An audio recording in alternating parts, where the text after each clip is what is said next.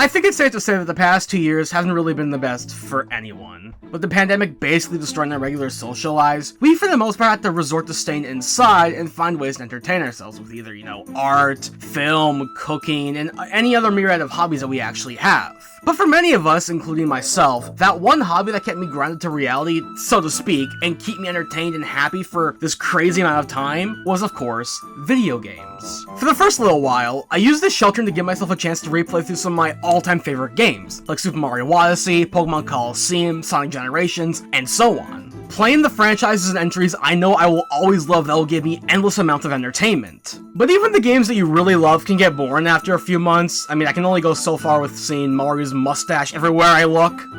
So thanks to my special interests, and of course my amazing group of friends, I was able to discover and rediscover some amazing video game franchises that I initially either shrugged off, or learned about for the very first time that I just really want to talk about. Now do keep in mind I've only really been playing these franchises for like 2 or 3 years, so my knowledge isn't exactly top tier, but I feel like as I've been playing the games and looking at fan discourse and actually beating the games and listening to the music and the characters and all this fun stuff, I think that my knowledge is good enough that I can provide my own intellectual insight on these franchises and how I've learned to love them over these past few years, because to me, these have become some of my personal favorites, and I'm not even joking about that, because they're just that good to me on a personal level that, my god, they make me so happy. And there are some more of them. There are more than just the 3 you'll see in this video here, because there are way too many other franchises that I've actually played over this pandemic, so part 2 maybe? So let's jump into it. Franchises I've loved. Let's go!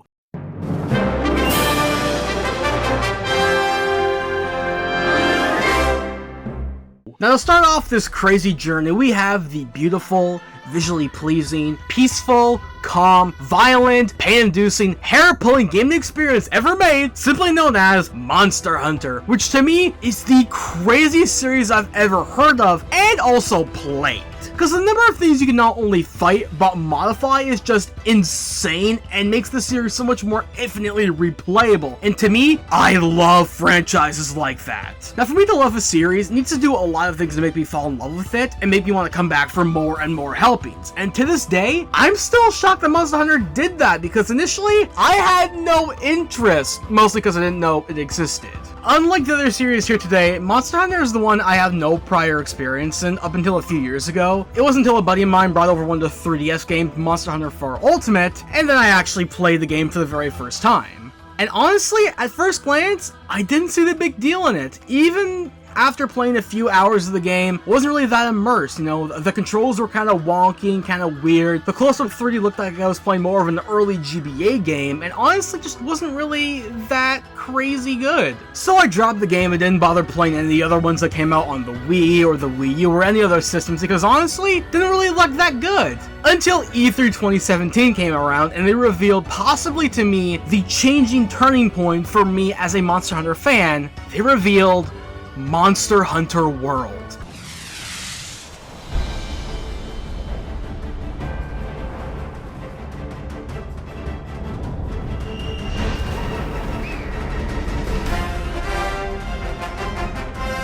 And no joke, I thought the game looked absolutely breathtaking. Open world Monster Hunter and multiple weather environmental conditions, small and big monsters? Small and big monsters roaming the field at once, super easy and almost seamless item collection and gameplay. It looked fantastic, and for once, I was actually really excited for a Monster Hunter game. So a few months later, the game actually came out, and wow. Just wow. The game was nothing like I ever played before in my entire life. Everything was so smooth and tweaked to perfection. Everything was so easy to understand. The UI was perfect and it was just what I was looking for. Even the combat, which I wasn't really a big fan of in the 3DS games, was just so damn satisfying here, and every input was just buttery smooth. Even with the different weapon changes, like with the hammer and the longsword, the greatsword, dual blades, hunting horn, and all that fun stuff, it still felt really fun to play because each weapon had their own little distinct personalities that made them so fun and interesting and cool to use. And even the monsters themselves felt so satisfying to slay. Even at first, yeah, sure, they are pretty pathetic to kill, but as you go on, it gets harder and harder. When you eventually get to the Elder Dragons, when you slay one, you feel like a literal god. And trust me, when I killed those Elder Dragons and got to the last boss, I felt so damn proud of myself. Like, it was so awesome. And even if you fail at killing a monster with one weapon, you can still go back and try with different armor configurations, other weapons, new types, pitfalls, elemental attacks, and all that fun stuff that makes each battle more personalized and different from the last one, that you could actually end up defeating the monster that you had trouble with in the first place. And of course the multiplayer is top notch, but I think we already knew that by this point because Monster Hunter is inherently a multiplayer series, so if the multiplayer was bad, it'd be kinda sad, but to me, it makes the experience that much more rewarding. Connecting up with your friends to defeat a giant dragon, to me, that is the stuff of dreams that makes the experience that much more rewarding and way more fun. Monster Hunter World just gave me a big old slap in the face because it opened my eyes to a franchise I never know I needed, but I am so glad I took the dive in to play it, because from now on, I've played every other installment, Generations Ultimate, Iceborne, I've even gone back to play Tri and Tri Ultimate and all that fun stuff, and even the amazing Monster Hunter Rise on the Switch. Everything just fits so damn well. And I know maybe repeating myself when I say this, but it really is a great, fantastic Capcom series. But if you ever passed by Monster Hunter and thought it was too difficult, or like a generic old hack and slash game, give it a second try, because I guarantee you will find an experience that's well worth hunting for.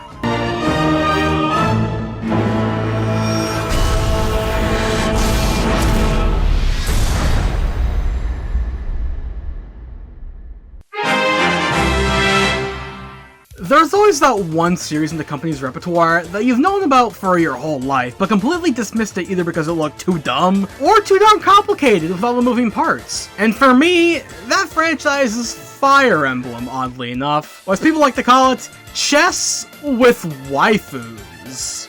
Now, I've known about FE for a long time, going back to at least 2013 when Awakening released on the 3DS. But of course, didn't play it because I didn't want to see my anime sword boys, I wanted to see Pikachu and Mario! So I never checked it out. Meanwhile, some of my friends around me absolutely loved the franchise and I just didn't understand what was so great about it. To me, it just looked really boring. Moving characters around in a grid style, using strategy to use attacks, that just wasn't my style. I prefer the more Pokemon click one attack, that's it, you're good to go. Then Fire Emblem Three Houses came out.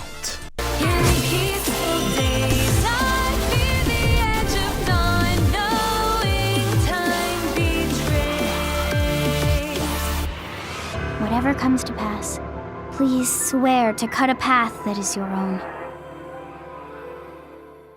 And this game totally changed the perception of Fire Emblem in the West, and including my friends, who went totally nuts over the game. They played it and told me it was fantastic and they really loved it. They loved it so much, in fact, that a buddy of mine clocked over 700 hours in the game. That's some dedication right there. So after a few months, they finally persuaded me to play through the game, and just like Monster Hunter World, oh my god, is there way more to this series than just picking where you want to move a character on a grid map. For one, there are so many different classes to pick your characters from. You have cavaliers and priests and bishops and snipers and thieves. You have different stats to keep track of, like your attack, your speed, your constitution, your luck, your defense, and magic. You have support systems and deeper connections with characters with, and even fan service, but I knew about that already.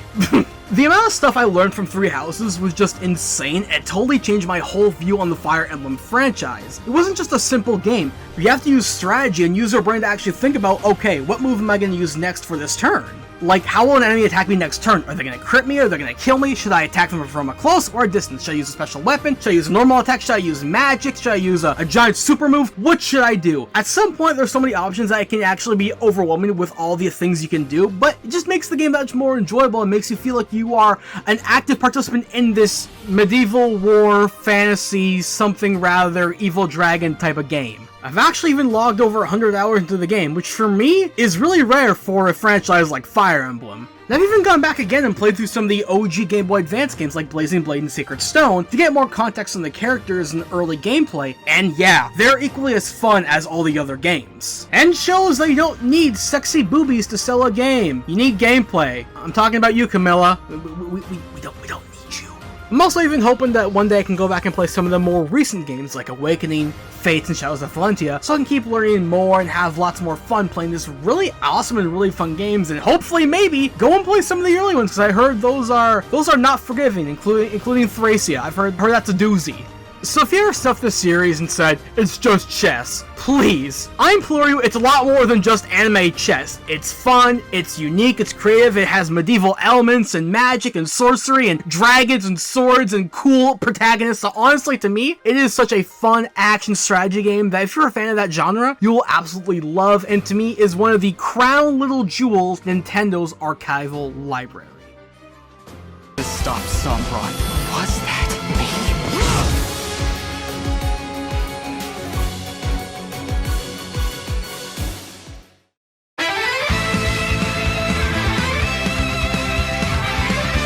I'm not the biggest RPG fan out there. Not because I think the whole genre is bad, but sometimes they can be a bit too complicated and have too much going on when it comes to fighting, or side quests, or even having to grasp your bearings after not playing for a very long time. So it takes a lot for an RPG game to not only make me play it, but make me play it all the way through to 100%. And that game, or rather that whole franchise, is Xenoblade Chronicles. I don't think I've played a game that's as rich, beautiful, action-packed, and so emotional as Xenoblade Chronicles is. It's truly an achievement for an RPG series to suck me in this much, and has become, to me, my favorite franchise of all time, even outweighing Pokemon. Everything from the characters to the landscapes and even the kick-ass soundtrack, it manages to do everything so right to keep the player invested and rarely skews off that path to try something new or weird or different and makes you want to stop playing.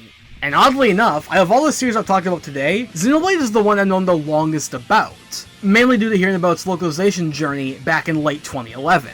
And at the time, I did watch some gameplay footage of some Let's Plays of it, and it did look really cool and interesting to me. But honestly, if the RPG game wasn't really Pokemon, I didn't really bother playing the game throughout the completion, so I didn't really want to really go and get the game for myself. Plus, at that time, a copy of Xenoblade Chronicles would fork you at least $100, and at that point, I didn't really think I needed to spend that money on an RPG game, so I shrugged the game off. And then, seemingly out of nowhere, they revealed Xenoblade Chronicles Definitive Edition for the Switch, which was basically an HD upscale of the Wii game with an added extra story epilogue. And to me, this seemed like the perfect time to get into the game, because not only is having a portable RPG really cool, but during that same year, people were playing through Xenoblade 2 again and using its DLC Torna. Xenoblade X was being talked about for a potential HD remake, so 2020 was just the year of Xenoblade, so at that point, I had no excuses. I buckled down, me and a buddy both bought Xenoblade 1 and 2, played through them both back to back, and let me tell you, oh my god, are these games some of the best RPGs I've ever played, or best games I've ever played in my entire lifetime. It really feels like they looked at the normal RPG format and said, screw it, let's do something completely different, and honestly, it really works well for this specific game. Like having real-time auto attacks to deal damage to creatures, while you also focus on moving your character around to not get hit, using various other abilities to deal more damage and heal party members, or use chain attacks. Having the added benefit of having 3 of your team out at the same time can really add some very interesting and awesome ways to strategize and use for different fights and boss fights and time gauntlets, and honestly can make the fighting really cool and actually somewhat challenging at some points that makes it more engaging and more fun to play with. It also really helps that the cast of characters we have are some of the most likable and charming for any game ever. From Shulk, to Rein, to Fiora, to Dunban. These characters are so fun and so great to be around that honestly, even during big dramatic cutscenes or small little heart-to-heart comedic conversations to the side, they still have that charm and personality that makes me want to continue playing the game. And even if I haven't played for a long time, I boot it back up and see Shulk and Rein's doofy faces. I'm like, ah yeah, I'm back in the Bionis, baby. Time to kick some mecha booty. What am I saying?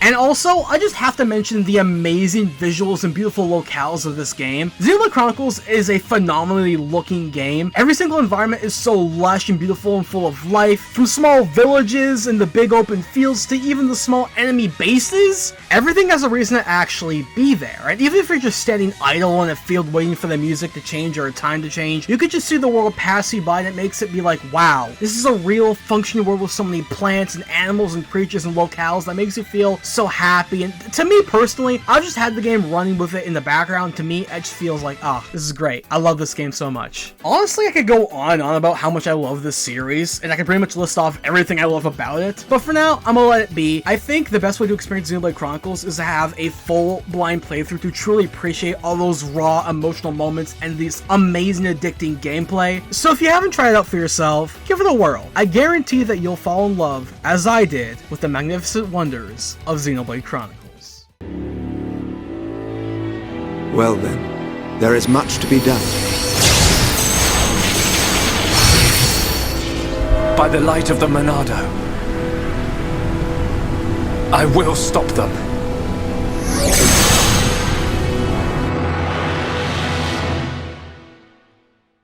So there you go. That was merely a fraction of the series I discovered over the past 2 years. So if y'all want to see me talk about more franchises, let me know, because I have a huge backlog that won't leave me alone. So until next time, thanks for watching, and if you excuse me, I got some more Xenoblade Chronicles to play. Have a good night.